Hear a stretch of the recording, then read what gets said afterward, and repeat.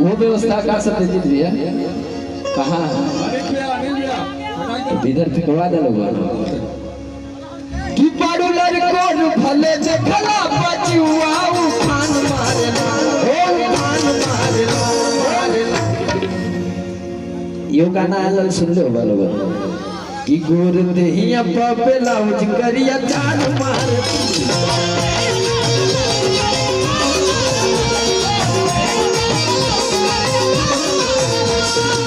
पाड़ू लड़कों भले देखला बचुआ उफान मारना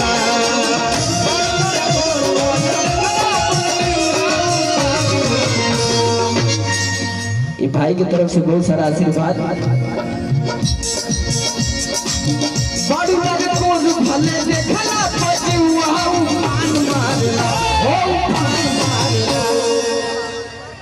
अब ओकरे बाद बोला लिया लोगन तो होई कि गोर देहिया पे लाउज करिया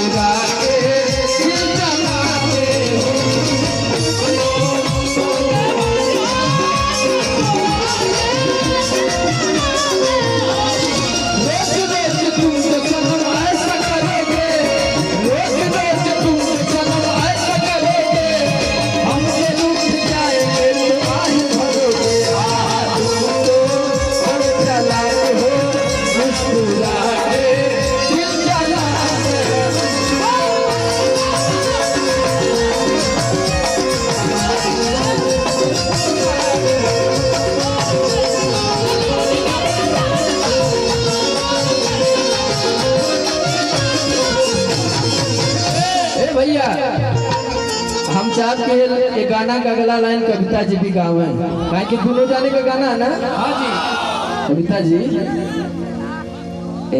उपेंद्र भैया हाँ अच्छा स्किल चेंज करना बहुत अच्छा कर लीजिए। अरे लव यू लव यू। और आइए आपके बीच में प्रिया रानी गाजीपुर की मशहूर प्रमोद प्रेमी यादव अरे जिया प्रेमी हुआ लोग कोई एंट्री कर तो तनी ताली बजानी चाहिए तबे ना घर पे हो जाई। आवा आवा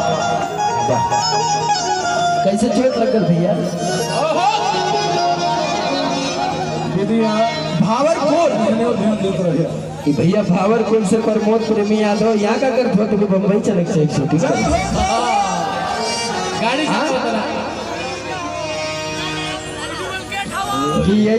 मनीष भाई संजय चौरसिया जी हमको नाम अनाउंस करे लगे तो सवेर हो जाए फिर भागा ना देव रात भर का ही भाव तो भगिया मत ठीक है ना। अरे किचे कर भइल बातिया उत्तम जमरी है बहुत सारा आशीर्वाद भैया की तरफ से। हमारा राम प्रवेश भाई नेताजी का आवाज निकलने रहे गाना में सुनने हुआ गाना लोग अरे किचे कर भइल बातिया उत्तम जमरी है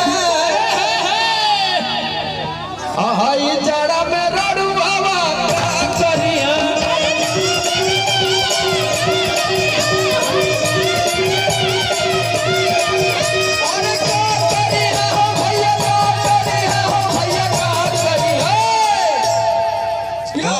हमरे मंदिर कितना जाने के बिया ना भले ईमानदारी से उठाइए। इतनी बड़ी समस्या आपके है बाबू मैं क्या कर सकता हूँ योजना तो कोई योजना ऐसी है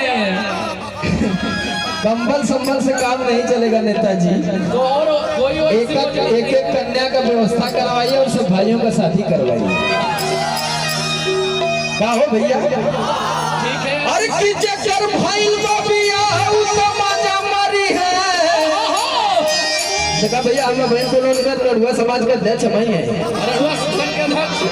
यही विभाग में भी है। हाँ हम जब मनाओ थे भगवान हमारे हो जाते हम ठंडिया झेलते हैं। अरे की जेकर भइल बा बिया हउ त मजा मरी है जेकर भइल बा बिया जेकर भइल बा बिया हउ त मजा मरी है हरी जाड़ा मेरे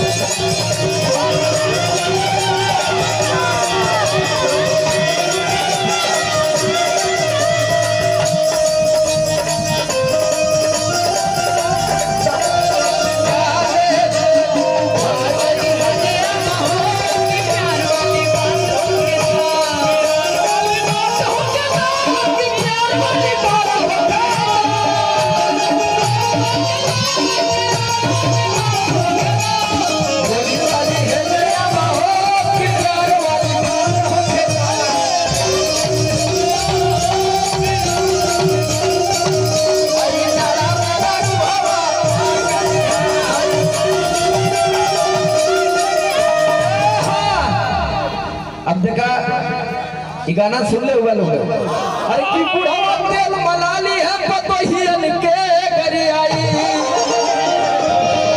ऐसी बात है, अब देखा भैया के का फर्क ऐसी बात है अध्यक्ष जी। अच्छा हाँ अध्यक्ष जी ऐसी बात है। भैया भैया भैया ये आराम से ऐसे चोरी से बोलत कौनो सब भैया थोड़ी कराई तो हाँ भैया विद्या जी खाली है बड़ी। हाँ विद्या जी खाली है। अब इधर आइए आप इधर आइए सामने आइए आइए आइए 12 बजे के पहले टाइम कौन रहला 12 बजे के टाइम कौन दूसरा हो जाला टेंशन मतलब इनके देखे तू इनकर बियाह हो गया है बाकी जान तो कैसे कर हमके बियाह हो गया और ले हमें बगावत बनता हां बगावत में गेले बाप रे बाप कहत हो बोल खुल जाइए माने का केहू सिम यूज करे चाहत हो ना जेकर भइल बाप